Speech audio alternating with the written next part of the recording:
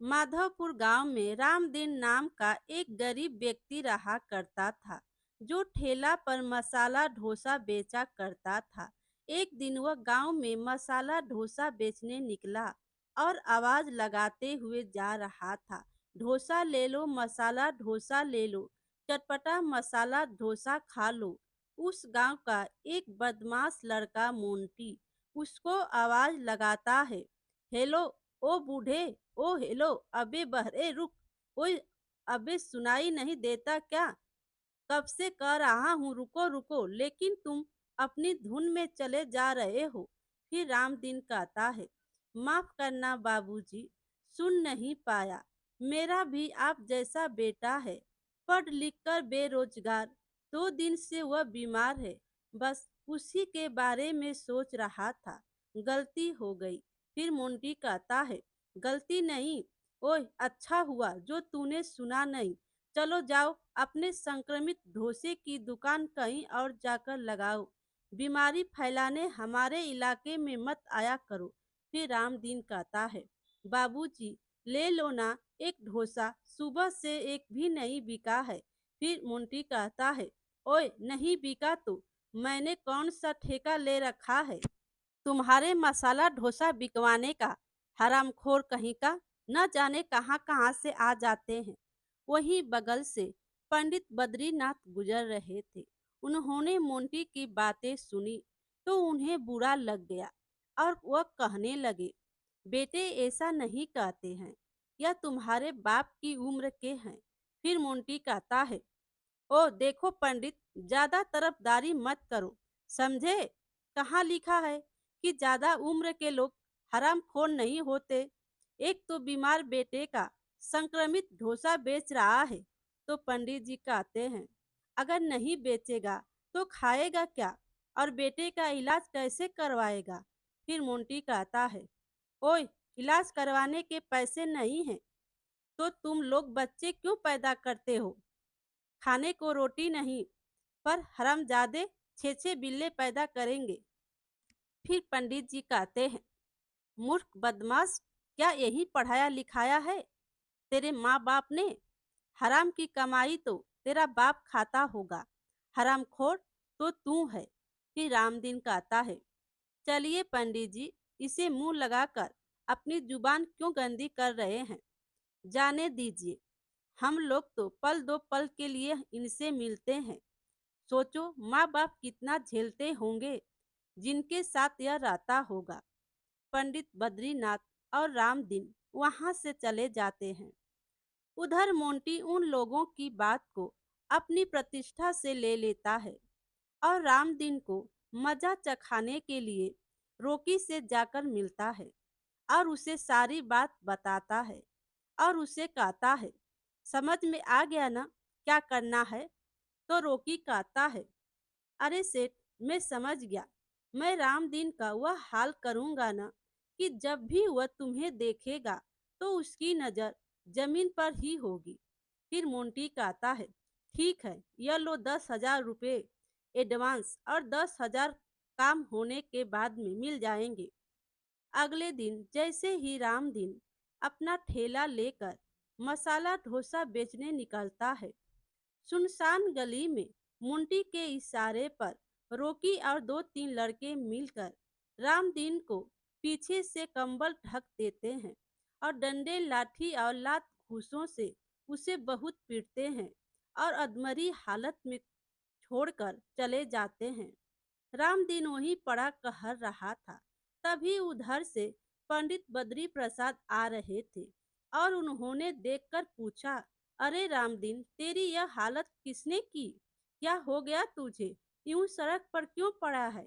रामदीन जमीन पर पड़ा पड़ा कहराते हुए कहता है, वो पंडित जी, उन्होंने मुझे बहुत मारा, अब मैं नहीं बचूंगा। मेरे परिवार का क्या होगा? तो पंडित बद्री प्रसाद कहते हैं, कुछ नहीं होगा रामदीन, धैर्य रख, तुझे कुछ नहीं होगा। रामदीन इतने में वह बेहोश हो जाता है। पंडित बद्री प्रसाद किसी तरह रिक्शा करके उसे अस्पताल ले जाता है। अस्पताल में रामदीन का परिवार पहुंचा होता है। वहां पर रामदीन का चेकअप होने के बाद डॉक्टर साहब कहते हैं, देखिए, उनके माथे पर बहुत चोट आई है, जिससे उनकी याददाश्त भी जा सकती है। जल्द से जल्द हमें ऑपरेशन करना होगा। इसके लिए जरूरी पैसे जितना जल्दी हो सके आप काउंटर पर जमा करवा दें। फिर पंडित बद्री प्रसाद कहते हैं, वैसे तो मुझे पता है कि एक गरीब आदमी के घर दाल रोटी भी पूरी नहीं रहती। पैसे तो दूर की बात है। फिर रामदीन की पत्नी भी कहती है, सही कहा पंडित जी, आपने। हमारे घर में एक फूटी कौड़ी भी नहीं है। करीब एक सप्ताह से बेटा नरेंद्र बीमार है। फिर रामदीन की बेटी भी कहती है, हाँ पंडित चाचा, भैया तो आज भी कमजोरी के कारण घर में गिरा पड़ा था। फिर पंडित जी भी कहते हैं, मेरे पास भी पैसे नहीं जिससे मैं मदद कर सकता। तभी बेटा नरेंद्र कहता है, डॉक्टर साहब, आप ऑपरेशन की तैयारी कीजिए, मैं पैसों का इंतजाम करता हूँ। उसकी बहन कहती है, भैया आप कहाँ जाओगे, आप तो खुद बीमार हो। कि नरेंद्र की माँ कहती है, हाँ बेटा, कंचन सही कह रही है, आज तो घर में गिर पड़ा है। तू रुक, मैं कहीं न कहीं से पैसों का इंतजाम करती हूँ। गायत्री के निकलने के कुछ देर बाद नरेंद्र भी वहां से निकलकर पैसों का इंतजाम करने चल देता है। गायत्री सेठ वस्ती मल के पास पहुंचती है और कहती है, देखो सेठ जी, मैं आपके द्वार पर पहली बार आई हूँ। आंचल फैलाकर अपने पति के इलाज के लिए पैसा मांगती हूँ। जितना जल्द होगा लौटा दूंगी। फिर सेठ वस्ती मल कहते हैं, देखो गायत्री, आज ही हमने एक जमीन की रजिस्ट्री करवाई है। फिर गायत्री कहती है, हे भगवान, अब मैं क्या करूं, कहाँ जाऊं। फिर सेठ वस्ती मल का आता है, तुम कहो तो मैं अपने मित्र से बात करके तुम्हें पैसे दिलवा दूंगा, लेकिन इसके बदले तुम्हें मकान के कागज देने होंगे। फिर गायत्री कहती है, नहीं, मकान हमारे पुर्जों की एकमात्र निशानी है। तो सेठ कहता है, ठीक है, तो पैसों का इंतजाम और कहीं से कर लो। फिर गायत्री कहती है, ठीक है, जब घर वाला ही नहीं रहेगा तो घर को रख कर क्या होगा। मैं मकान गिरवी रखने के लिए तैयार हूँ, मुझे पैसे लाकर दीजिए। उधर नरेंद्र अस्पताल से निकलकर कुछ दूर गया ही था कि वह फिर से गिर पड़ता है। अस्पताल के स्टाफ लोग उसे पकड़कर अस्पताल में भर्ती करवा देते हैं। गायत्री सेठ से पैसे लेकर सीधा अस्पताल पहुंचती है।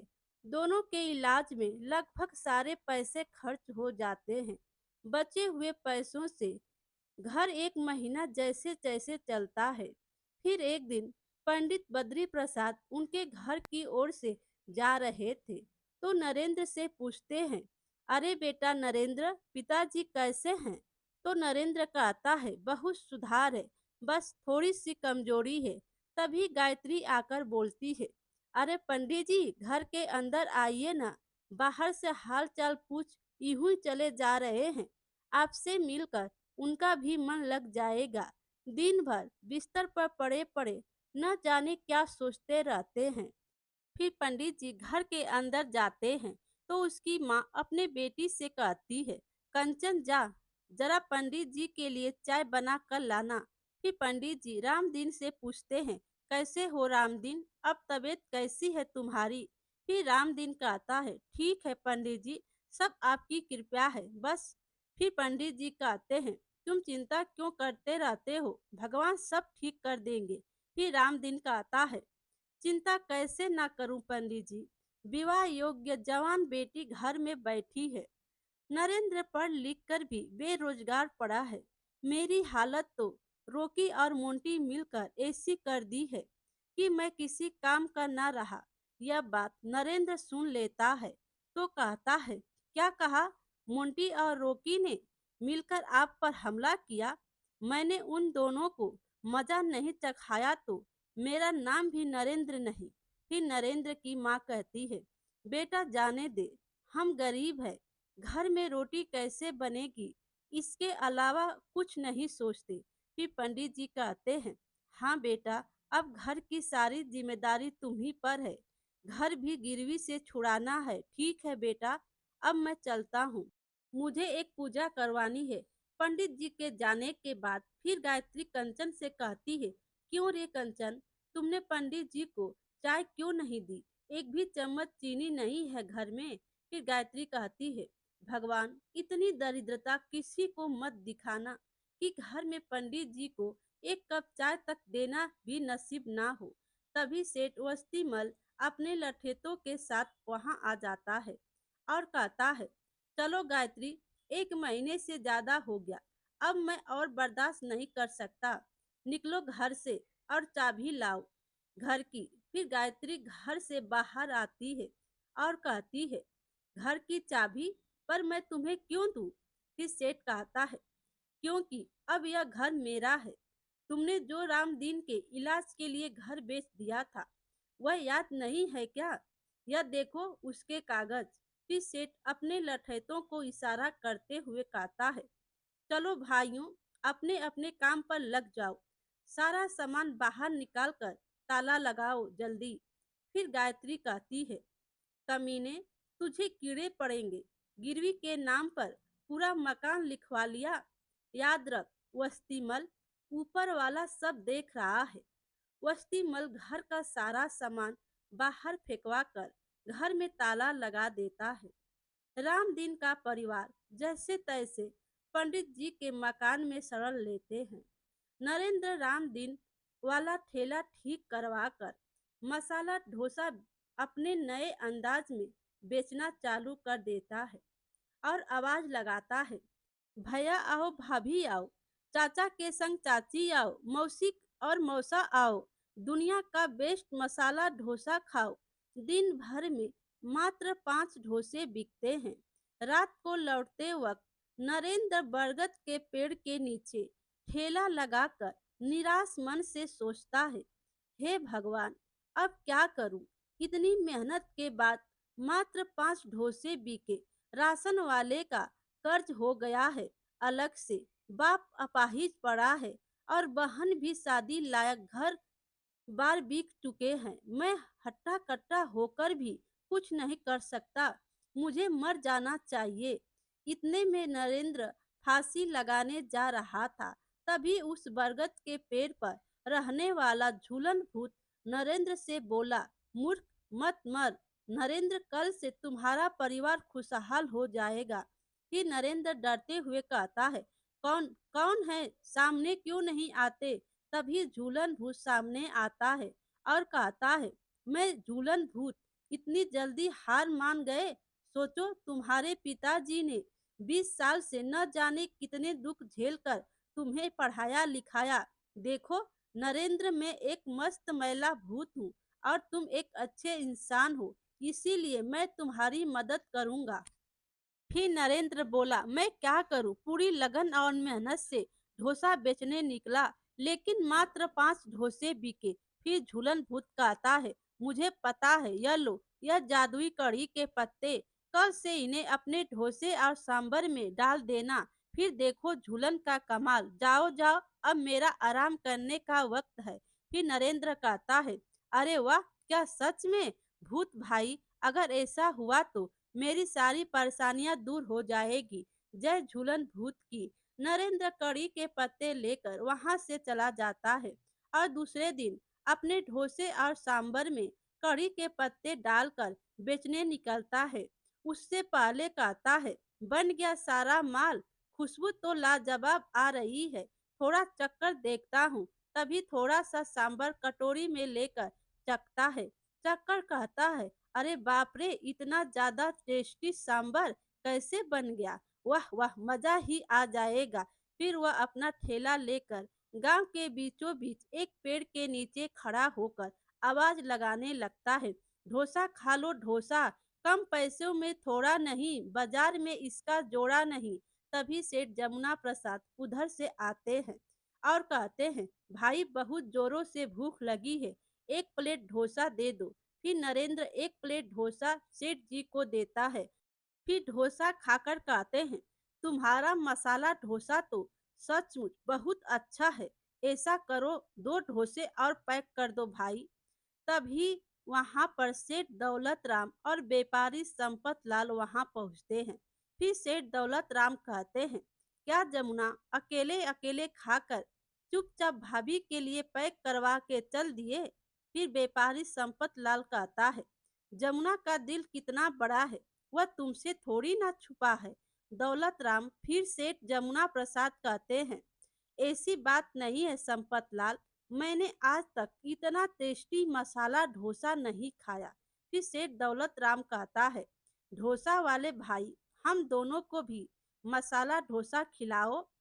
आज पहली बार है जब जमुना प्रसाद किसी की बड़ाई कर रहा है। फिर नरेंद्र कहता है, जी सेठ जी, अभी बना देता हूँ।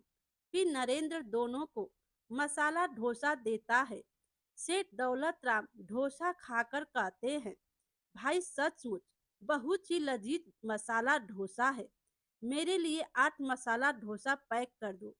फिर व्यापारी संपत लाल भी कहते हैं, भैया मतलब क्या कहूँ, शब्द नहीं मिल रहे हैं। पहले तो तू दो दो और डोसे मेरी तरफ से सभी को खिला, और उसके बाद 10 डोसे पैक कर दे।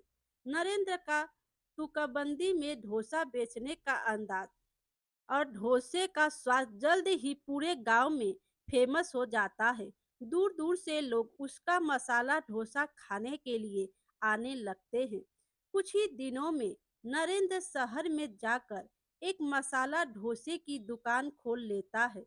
उधर डाकू शंकर सिंह के अड्डे पर डाकू शंकर सिंह कहता है, साबा हमारे सारे हथियार पुराने हो चुके हैं, घोड़े भी बूढ़े हो चुके हैं, इन सभी को बदलने के लिए बहुत धन की जरूरत है। गांव के सभी धनी व्यक्तियों की लिस्ट बनाओ, हम आज रात डाका डालेंगे। फिर सांबा कहता है, जी सरदार, धनियों की लिस्ट में सबसे ऊपर मस्ती मल का नाम है, सुना है अभी उसके पास बहुत पैसे हैं, कोई बहुत बड़ा खजाना शुरू करने के लिए कई बैंक और पूंजीपतियों से कर्ज लिए रखा है। तो डाकू शंकर सिंह कहता है, तब तो ठीक है, हमारी सारी जरूरत के पैसे एक ही जगह मिल जाएंगे। आज रात उसके घर पर हमला करके सारी संपत्ति लूट लेनी है। रात में वस्ती मल के घर पर डाकुओं ने दावा बोल दिया। डाकू शंकर सिंह ने वस्ती मल के ऊपर बंदूक लगाकर खड़ा हो जाता है। तो वस्ती मल कहता है, सरदार मैं बर्बाद हो जाऊंगा, मत लूटो, यह सारे पैसे मेरे नहीं हैं, तुम्हें अगर हफ्ता चाहिए तो मैं खुद पहुंचा दूंगा। फिर डाकू शंकर सिंह कहता है, देखो सेठ, मुझे जितने पैसे की जरूरत है तुम अपने से नहीं पहुंचा सकता, इसीलिए हमें काम करने दे। संभा एक एक ईंट तक ले लो, कल अगर पैसा घटा तो मुझे नहीं कहना। फिर सांबा कहता है, पूछताछ आप चिंता मत करो, एक चम्मच तक नहीं छोड़ेंगे। लूट की खबर मिलते ही वस्ती मल को कर्ज देने वाले उसकी सारी संपत्ति को नीलाम कर अपना कर्ज वसूल लेते हैं। नरेंद्र अपना घर भी उस नीलामी में दुगुने दाम पर खरीद लेता है। वस्ती मल का पूरा परिवार पाई पाई को मोहताज हो जाता है। उधर शहर में एक दिन पंडित बद्री प्रसाद नरेंद्र को कहते हैं, बेटा नरेंद्र, अमेरिका और लंदन से कुछ डेलीगेट आए हुए हैं मसाला डोसा की फ्रेंचाइजी लेने के लिए। फिर नरेंद्र कहता है, ठीक है चाचा, उनसे मिल लेंगे, पहले गोल्ड मर्चेंट से मिलकर कंचन की शादी फाइनल कर लेते हैं, लड़का बहुत अच्छा है, आओ बैठो गाड़ी में, आप भी चलो, माँ पिताजी वहाँ पहुँचे हुए हैं। फिर पंडित जी कहते हैं, एक बात और कहनी थी, हमने वेटर के लिए जो वैकेंसी निकाली थी उसमें वस्ती मल और उसके बेटे मोंटी का भी नाम आया हुआ है, उसे क्या करना है?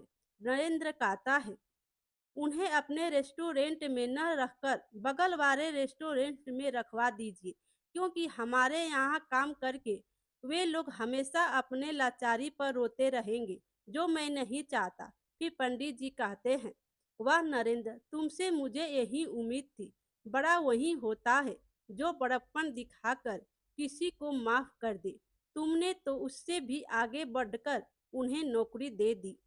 मेरे प्यारे दोस्तों, कहानी अच्छी लगी हो तो लाइक कीजिए और अपने दोस्तों में भी शेयर कीजिए। और चैनल पर नए हो तो चैनल को सब्सक्राइब कीजिए। Thank you.